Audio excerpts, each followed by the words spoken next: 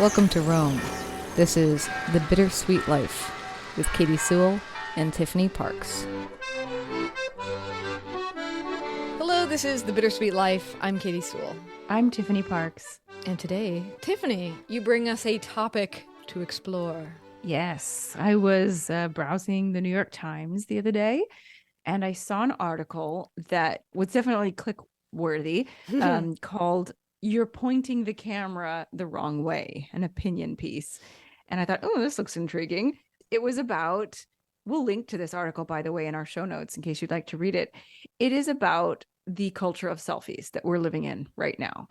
It's a great article. I suggest anyone read it. But there was one particular line which really stuck out at me. Yes. You want to read it, Katy? Yes. You sent it to me with a big red circle around it. It's actually a couple lines. But here's what the writer has to say. People prefer to smile up at their own faces reflected in a lifted phone because taking a photograph is not primarily a way to commemorate an experience anymore. Nowadays, many people are seeking experiences that will provide an enviable backdrop for a selfie. So that's what you circled. And I also really love the line after this because I've noticed this myself. There are murals all over my town that exist for no reason but to attract the selfie taker. Because I can expand on that for sure. You know how you have that iconic picture of yourself, which maybe you can post, although it was taken by another human being of you with the wings, so it looks like you have angel wings. Oh, the Claudio took that of me. Yeah. Yeah. And now I have been to so many different towns that have wings like that painted on the side of a building. So that you can stand in front of it and hold your phone out and be like, look, I'm an angel. Yeah. Those wings, just not to get too far off the topic, but those wings are, if you ever want to find them, I think they're still there. They're in the window of, I want to say, a hotel that is right next door to the Pantheon. If you're looking at the Pantheon, it's on your left. And I think it's a hotel and there's a set of windows and it's actually an artwork. I don't know the name of the artist, but it's like a pair of carved marble wings that are sort of just floating. And when I was first dating Claudio, we were just walking through and I said, oh, would you take a picture of me? I've always wanted to take a picture with this. And he told me later, he was like, she wants a picture in front of the Pantheon. That's weird. Like, hasn't she lived here for several years? And of course, I ran over to the angel's wings and he took that picture of me. But anyway, to get back to the topic at hand. Yes, this idea of the selfie that we... it's that particular line. I mean, the article itself is talks about a lot of different aspects of the selfie. And it's not all negative because, of course, they mentioned that the self-portrait in art is a perfectly respectable art form. The greatest artists from Frida Kahlo to Rembrandt have used multiple times. So there's nothing wrong with capturing your own image. It's not like I'm saying, or the author is saying, that there's something inherently wrong with taking your own picture. However, what he is saying, or she actually, let me look up the name of the writer really quick. Margaret Renkl. Okay. This is by Margaret Renkl. What she is saying, at least in this line, is this concept of what photographs are for the average person, right? Not a professional photographer, but the average person, what their photos are for has changed. It used to be that when we traveled, we took pictures of ourselves and other things to remember that moment. Mm-hmm. Maybe show other people, sure, but you're showing someone your photo album. It's just, the reach is so much smaller. Whereas now it's like the reverse as far as the motivation to take the photo. It's not like, I'm going to take a photo because I want to remember this trip. It's, I'm going to go on this trip because I want to get a really good photo. And there's something wrong with that, Katy, I think. There's definitely something wrong with that. But is that the way you think? I do not think that way. However, if I'm going to be completely honest, I do tend, how do I put this? It gets to me, not so much the selfie. I'm not really a selfie person. I just don't think I look good in selfies. It's very hard for me to get a good selfie of myself. And whenever I take them, I usually throw them away because they don't look good. I definitely, when I'm out with my family, with Claudia and Aurelia, and I'm taking pictures, I'm very, very often thinking about Instagram. And I'm thinking about, will this look good on Instagram? Is this a good photo? And I hate that. I hate that that's what I'm thinking. But it is if I'm going to be totally honest, it's not the only thing I'm thinking about, but it is a factor. So I find myself slipping into that, into that trap. I will add the caveat that I would never travel to a place for the purpose of getting photos. See, I'm not saying I wouldn't take photos while I'm there, but it wouldn't be my purpose. Yeah, see, that's what I wonder about this line is, I mean, how could it be proved? Like, it's such a clever line of that. We used to take things to commemorate it. Now we take things to show them off. It is true whether or not we travel to a spot specifically for the pictures. But I mean, it's a great take that she's made, but like, how could you prove that? How many people, and maybe it's a generational thing. You could tell us if you're in your 20s. Like, if you're in your 20s, are you choosing Italy over Vancouver or something because you feel like it has better shots? I don't know. That's what I don't know. I do get this follow-up that she has about the murals and why these different environments start to exist just for the photos. I do want to get into that, but I don't want to go too far off of what you just said about thinking about it that way, because I'm so different. I mean, as you know, as the main person who has to curate our Instagram for us, you're constantly telling me, Katy, send me some pictures of yourself. Send me a picture of you here or you there. And I'm like, I don't have any pictures of me there or here. Even if I do think to take them, I don't want to take them. I feel like. So why do you not want to take them? I have never been a person who really likes having my picture taken. I just was going through some old letters the other day for the mini episode last week, and I came across an envelope full of random pictures that my sister had sent, where she just said, "Oh, and by the way, here's some extra pictures for you." Because we used to buy duplicates, and you're like, "What do I need all these for?" And one of the pictures in there is of me, and obviously she's like kicked a door open and been like, "Hey, let me take your picture," and I'm just glaring at her, like, come on. And I just. Well, I remember a much more recent picture of you guys in Las Vegas just last month, and that's my favorite picture. I didn't post it because it was not appropriate. But you told me, your comment was, my sisters kept taking pictures of me constantly. Yeah. And there was a picture of you giving your middle finger to the photographer. Yeah, it was a little bit of a joke. I'm looking down, I'm not looking at her, and I'm just flicking off the camera. I love that picture, by the way. I think that was one of the best pictures that was taken of me the whole time we were at Sisterfest. I'll have to post it. Yeah. I'll have to post it. Yeah, and I think that's actually, between you and me and everybody else, and sorry about this, sisters, that's probably one of my least favorite things about going to Sisterfest, is because they want to take so many photos of us, and I just do not like having my photo taken all the time. Like, if it's you and me having to go to a photo shoot or something, great. I'm prepared for that. Like, that's something we set up, we're doing. But if it's just like, oh, we saw this neat thing, let's all stand together and take a selfie. Bugs me. I don't know. It gets under my. I get tired of having to look at myself. I get that, but I think you're probably in the minority. I really do. I don't know why. But most people these days, it seems, want to be taking pictures or having their picture taken, or both. I'm much more like, I want to be taking the pictures. Not that I don't want any pictures of myself. It's just that Claudio won't take any.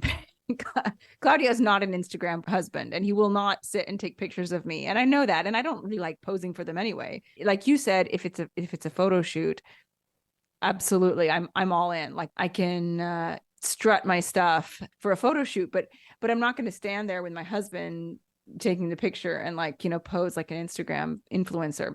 Yeah. But I do have this tendency to want to take photos all the time, and I worry that I'm not living in the moment as much, appreciating the moment as much. I wonder sometimes, will I remember this moment less? Because instead of sitting and soaking it in and looking at it with my eyes, I'm just grabbing a quick photo and moving on. And I used to kind of make fun of tourists that I would see. I would just see them all the time, in the Vatican. And they would stop, they would get out their camera, they would take a picture, and then they would immediately move on. Mm-hmm. And I used to think, take a picture, sure, it's great, but look at it too. Look at it without the lens in between. Like, take the time to look at what you're taking a photo of. And so often I saw that they wouldn't. And now I'm like, am I starting to do that? Am I starting to be like that? And I don't want to, but Yeah. I definitely have the tendency. And I think it's because I do our social media. I also do my own personal account. And I feel that need, like, oh, I have to be creating content. I have to be posting.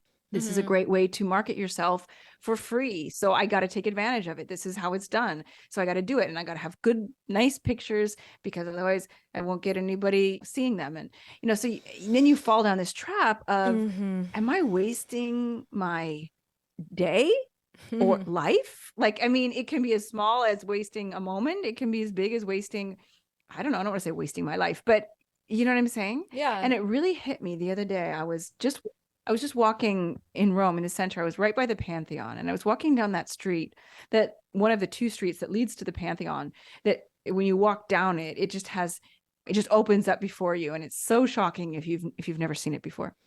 So you're talking about one of the narrow streets that you are going down, and then all of a sudden you enter the piazza where the Pantheon is, and you look at it and you're like, whoa, because it's, as far as you know, it's come out of nowhere. Yes. You didn't see it coming. Exactly. That's exactly the scene. And I was halfway down that street, and so the Pantheon's no longer visible. And there was this dad talking to his two little kids, and they were probably about like 4 and 6, I would say, and they each have a gelato in their hand. And they were, I think, American tourists. And he was saying to them, okay, now, he was very serious. He's like, okay, what you're going to do is you're going to walk down the street. And I was so convinced, like I was expecting him to say, you're going to walk down the street and you stand here and you stand there, and I'm going to take this picture, and I want you to look up, and I want you to do this. I don't know why I had this flash that was what he was doing. He was trying to curate some really great, amazing picture with the Pantheon in it. And I didn't hear the whole thing that he said because I didn't stop. I was walking, but I heard enough to hear him say, instead of what I thought he was going to say, he said something like, when you get here, when you get this far, I want you to look up. And what he was doing was trying to create this moment for his kids of, awe and wonder, so that they would see it all at once. Something that I did for my nephew when he was in town in April, same sort of thing.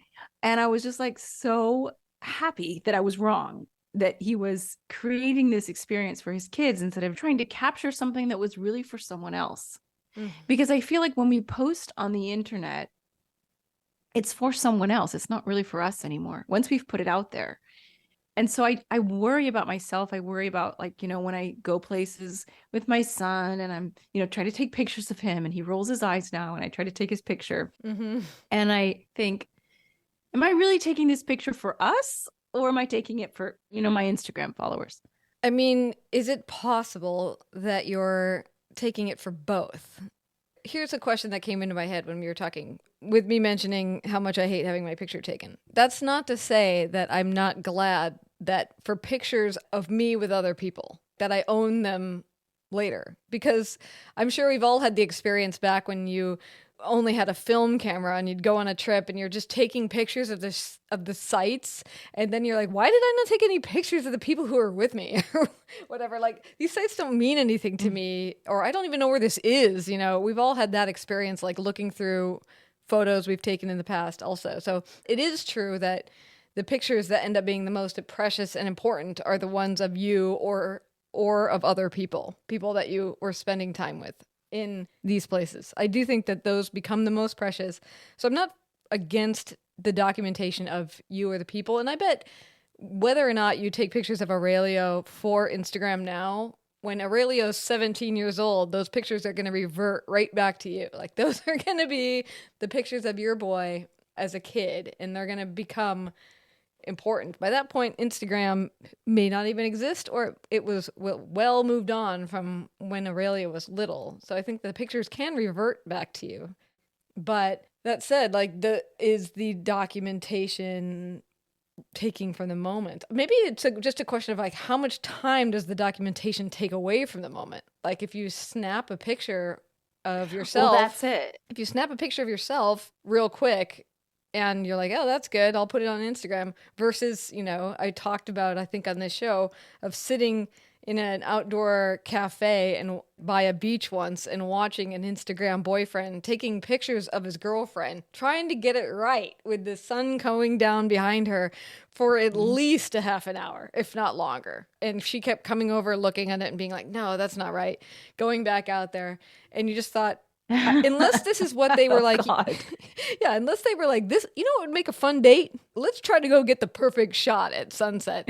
Unless that was their intention, I would say that's a waste of time. That was them wasting a really nice evening on something that people will scroll by so fast. So I don't have it that bad, not even close. And even if I did, my husband would not.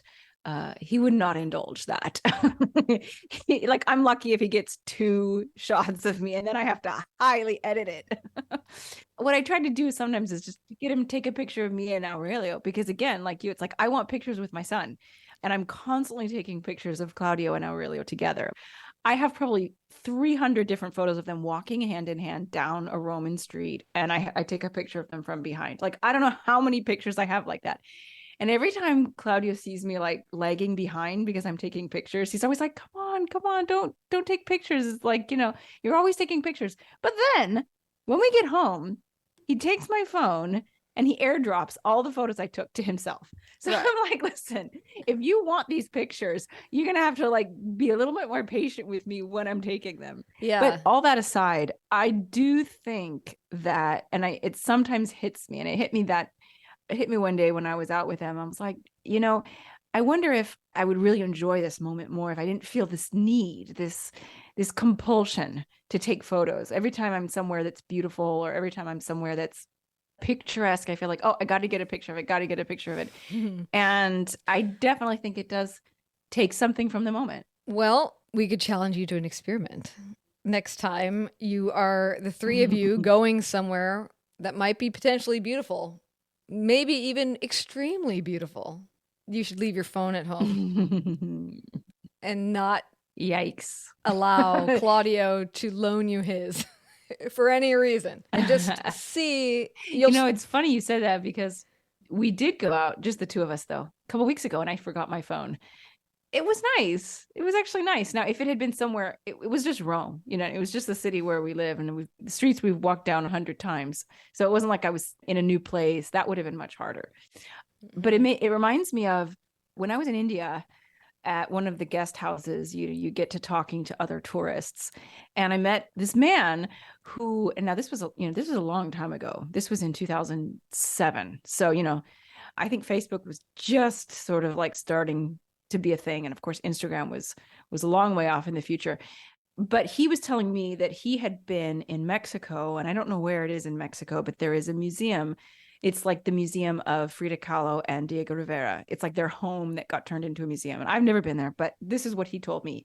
He told me that at that museum, you are not allowed to take photographs.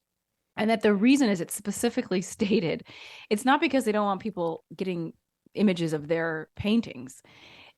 Or obviously they're not alive anymore to make this decision, but at the time, but it was because they wanted people to be fully present and fully aware and try to remember what they saw instead of snapping photos of it. Yeah. And that was a long time ago, so people were already thinking about that. Yeah, well, some people. I think it's not new that people have been documenting. I mean, we all have memories of tourists that are just walking around with a handheld video camera in their hands as well, just filming everything. Oh. But I want to move on to this idea of the murals, the things that exist because of this culture. And I want to ask you about Rome too, but it's interesting because more and more I encounter exhibits. Exhibits are the ones that strike me the most, but exhibits that are basically made for you to take selfies. There was one in San Francisco. You were telling me about this. Yeah, there was one in San Francisco that was called something like, I didn't go to see it, but it was something called The History of Ice Cream. And I was like, oh, well, the history of ice cream, that could be kind of a fun exhibit to see. I read more about it online, and it was basically all of these kind of colorful backdrops that would make a super fun and festive bunch of selfies. Very little substance. And so I was like, well, okay, I don't want to go see that. And then ever since I noticed that, I see that replicated. I went and saw a Banksy exhibit with a friend of mine, and one of the first things they said when we were getting our tickets at the front counter, they said, take as many pictures as you want. I mean, that was like part of the instruction at the gate, at the go, almost take as many pictures as you want. And they had all kinds of things that would make cool photos. It was also a cool experience. Like you could walk into this mirrored room that's made of shattered glass and look at how your reflection is distorted in this. And it was floor to ceiling shattered glass all around you. Really cool to just sit in there, but also, makes a really great photo. And so it's so interesting to think that, our museum curators are thinking about how do we get people to come here to want to take good photos. And then like the mural thing, I mean, we see that everywhere. I know I mentioned that on the show where we had a bakery. There's a bakery not very far from where I live that was just a white building. And then one day they decided to paint it this hot magenta pink color instead. And all of a sudden, there were like lines up the block for it. And there were people taking selfies in front of it because it was like such a bold backdrop. You see women in different colored dresses standing in front of that backdrop. And it's on this industrial street. There's nothing charming about that area except now that there's a beautiful pink building there, you could make it look like an idealized shot. And I was curious, like, is there anything in Rome that is specifically like this? I mean, you can't paint a mural on the side of the Pantheon. So are there things that are being put up just for the selfiers? I don't believe so. At least I have never seen one. There are some murals in the city, not at the Pantheon, but there are some in Trastevere. There's a lot of street art, some of it very high quality, but it's not, the purpose of it, at least when it was created, was not for selfies. So I haven't seen anything like that, neither at an exhibit or out in the wild. I do see more and more when I go to exhibits, like they'll put a hashtag somewhere, like they'll put it on the wall with all the other stuff that's written on the walls. They'll write the hashtag that they'd like you to use if you're taking pictures. That started popping up maybe 5 years ago, but I've never encountered something that appeared to me anyway to be specifically created. Okay, that's not necessarily true. I just thought of something. When we went to visit Santa Claus this Christmas, a couple of days before Christmas, we always go to the Porta di Roma Mall, which is like a big shopping mall that's it's not terribly far from us. And in this mall, they always decorate for Christmas with tons of lights, and it's actually quite beautiful. They do a really good job. But this year, there were all of these installations, for lack of a better word, all over. There was this what looked like an old-fashioned bus covered in lights. And there was like a huge giant chair covered in lights, things made of like not actual material. Like it wasn't actually a bus. It was just the shape of a bus, let's say, like a huge nutcracker covered in lights, and it said around it, selfie station. So it was for getting like, cute Christmas pictures with your kids or with your friends. And that was the one thing, but that was this year and it was in a mall. So it wasn't really artsy, but it was, it was cute. Yeah, I mean, it is interesting because in a way it's fostering like a different kind of art. Like if it leads to the proliferation of murals in industrial zones or bright pink buildings in industrial zones, that's not a terrible thing. No, it's not a terrible thing. It's, I guess, like what the article seems to be indicating is that it might be a terrible thing if that's what you're doing with your life. Like if your outward commercial presence is so important that you're forgetting to like really be a real human. Maybe that's the danger. Well, that's the thing. And I think we talked about this on a bonus episode one time. And I went on a tangent about a woman who was at the Trevi Fountain and just, I mean, she would not move aside. You have to listen. You have to join us on Patreon to hear that, my whole rant about her. But it's this, what gets me, and I think this shows my age and that I'm not of the selfie generation, is that there's no shame in it now. Like when I was first traveling alone, if I had taken a camera and turned it around and taken a picture of just myself, whatever backdrop was there, like I would have been absolutely ashamed of myself and people would have looked at me like I was a weirdo. And I still have a tiny bit of that in me whenever I take a selfie. The rare times I take one, I'm like, oh my God, I can't believe I'm sitting here taking a picture of myself. How embarrassing. But the younger set doesn't seem to have that same compunction. And I mean, hey, it's great. You know, you don't have to be a model to have your picture taken and to enjoy having a picture of yourself. But so, I don't know, it just seems excessive. It's like you got to have your picture of 3 gazillion pictures of yourself. Like, don't you ever? I don't know. I just like the title of the article, to bring it full circle. Your camera's facing the wrong way. Turn it around. You're supposed to be taking pictures of other stuff. Yeah, take pictures of your friends. Yeah, I love that title. It's a very funny title. It does also tell you what the author thinks of this. Mm-hmm. And it's kind of something that we've hit home on the show a bunch of times is, be in the world. Don't document it all the time, even as we document it with this show. Yeah. Well, anyway, we should leave it there. Very interesting, though. I want to actually leave it. I want to actually add one tidbit that actually is completely off the subject. Okay. What you just said about being out in the world made me think of it. You know, the tagline of this show is go see what the birds are doing. Exactly. That's the unofficial tagline of the show. Unofficial tagline. And everybody knows Katy's love for all creatures, but particularly aviary creatures, I would say. I just learned that if you hear bird song, any bird chirping, and the crazy thing is it doesn't even have to be live. It can be a recording of a bird chirping. It will improve your mood and your mental state for 8 hours. Yeah. And I have told this to Aurelio, and now every time he hears a bird chirp, he said, "Oh, I'm going to be in a good mood for 8 hours." I don't know how they figured out the 8 hours, but I will say this morning, I was in the morning. I often work on my writing projects, and I usually listen to some kind of music. And this morning, my office was feeling a little stuffy, and so I opened the window, and I could hear birds. And I will say it did feel different. Like the morning felt a little bit more expansive, a little bit more open than it had the previous day. So there's something about those birds. There's something to it. And if you're like me, you stick a bird feeder right on the window. And so, it's really up close. Although sometimes they're fighting over the seeds.